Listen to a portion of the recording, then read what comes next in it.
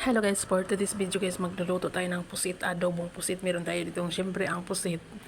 Ayan. Tsaka ang sibuyas, kamates, at syempre ang bawang. Ayan na guys, lulutuin na natin yan. Ching.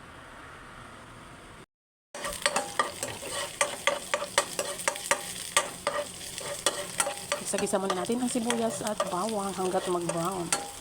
Yan, pwede niya. Lagyan na natin ang kamatis. Yan.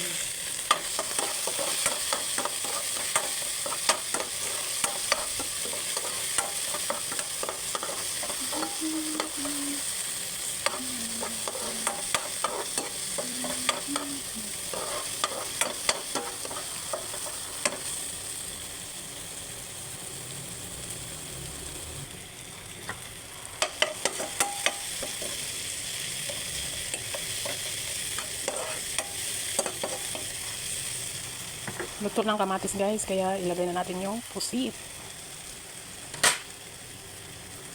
Guys, pakasariwa niyan.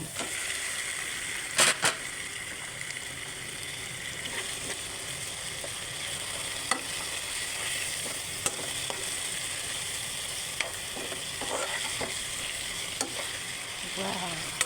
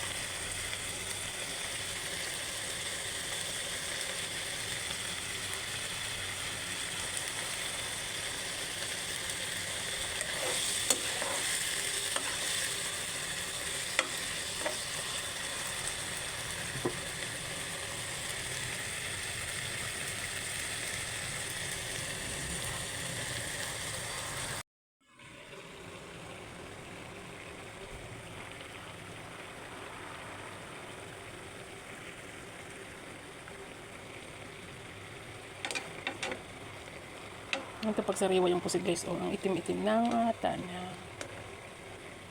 Itim ng kanyang ink.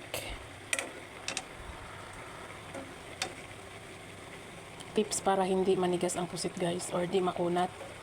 Lulutuin nyo muna ang pusit bago nyo lagyan ng suka. Kasi diba guys, pag nagluluto kayo ng pusit minsan makunat siya.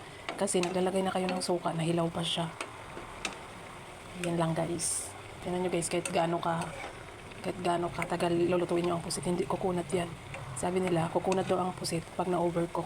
Hindi totoo yan. Kukunat ang pusit pag nilalagyan nyo na ng suka. Kahit hilaw pa. Lutuin nyo muna ang pusit bago nyo lagyan ng suka. O diba guys? Ayan na guys, luto na. Thank you.